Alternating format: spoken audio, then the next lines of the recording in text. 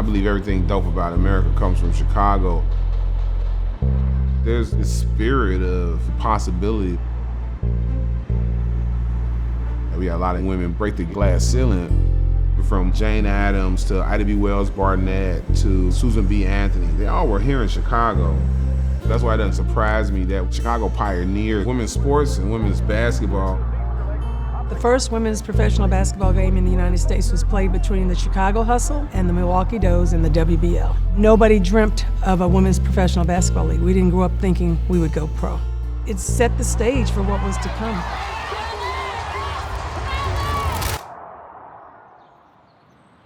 The WNBA is out with new TV viewership numbers, averaging 1.3 million viewers per game, triples last year's average. A lot of the fans think that people just started watching women's professional basketball. That's not the case. It's not true. My name is Liz Galloway McQuitter. When I played for the Chicago Hustle, I played for 2 years, the first season and the second season, and I had the distinction of playing in the first game between the Chicago Hustle and the Milwaukee Does in the WBL. The dribble against Bailey, shot clock down to 9, the running hook, here's Galloway on the hook. I think it's all relative to the times. You know, my first salary was $8,000. But for us, that was decent money, you know, playing part of the year and working the other part. We introduced not only women's professional basketball, we introduced the ball. Prior to that, we played with the men's regulation ball, the 29.5. So the fun part on that was adjusting to the ball.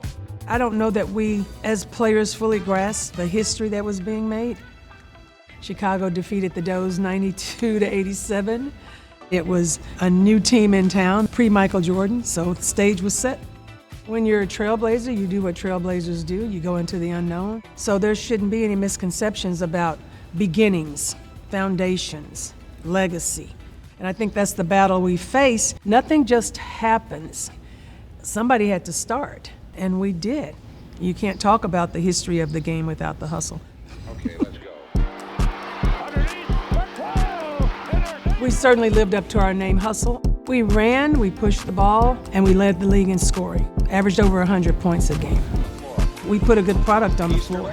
We put an exciting product on the floor. We played a style of basketball that made people want to watch. The wintertime in Chicago was a little bit void of opportunity to watch sports, and so the Chicago Hustle filled that void. We needed something, and women's basketball was there.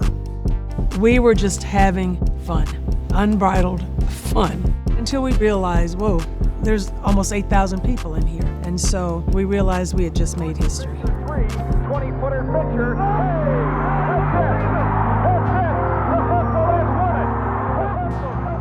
The hustle was viable, it was real, it was bona fide. Doug Bruno, the head coach, Chuck Schreiber, the GM. Hey, Chuck, you look great. I was PR director of the Cubs for 10 years, and I started doing promotions for the Chicago White Sox. Over the 20-plus years of being involved in sports in Chicago, the 2 years with the Hustle were the most fun. The players loved playing. I think I fed off of that. I saw that they wanted to make a success, so I wanted to help them make a success. They were an engaging group of players that played together, and the fans of Chicago appreciate athletes that play hard, that play smart, that play together, and care about each other and care about winning. And I was lucky to be the coach that got to coach that team. It must have been very special for the Chicago Hustle and to get started, and particularly when it did, and especially here in Chicago, because during that time, right, Chicago had just elected its first woman mayor, Jane Byrne. I hope I'll please you and be a very good mayor. And so we were turning a corner on accepting women as leaders here in Chicago, and Chicago Hustle fall right in line with it. 1907, the Illinois High School Sports Association, right, banned women from playing interscholastic sports. It's fortunate that here in Chicago we had those parks, right, where women still have that outlet. Your local park becomes your only oasis because other spaces in the city aren't so welcoming. 15,000 women were hooping across parks and on playgrounds all across Chicago as a way of that outward need we all have to express ourselves, right? And for hoopers, basketball is very expressive. I recognize that there needs to be space for women to recreationally play, so I kind of just created the space I wanted to see with League of Their Own Chicago.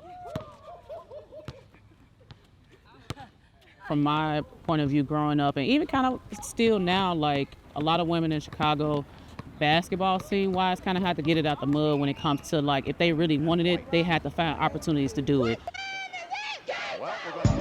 Well, my father's from the west side of Chicago, Cappy from Marshall, and then the very great Dorothy Gators, who's the winningest basketball coach of all time. 653 victories, only 70 defeats in her career. And so I'm happy and proud as a Chicagoan, particularly the 80s, 90s, 2000s, ball was ball. Chicago helped start the hype around professional women's basketball. Every era had its seminal moments and its game changers. The importance is knowing whose shoulders you stand on. We're trying to educate the sporting public that sports and competitiveness transcends gender. You can go anywhere in the United States, and there's no place like Chicago. I'm proud that I played for the Chicago Hustle. I'm glad that the Hustle is part of the history of women's basketball, and it's something I want people to connect to know, to discover more about.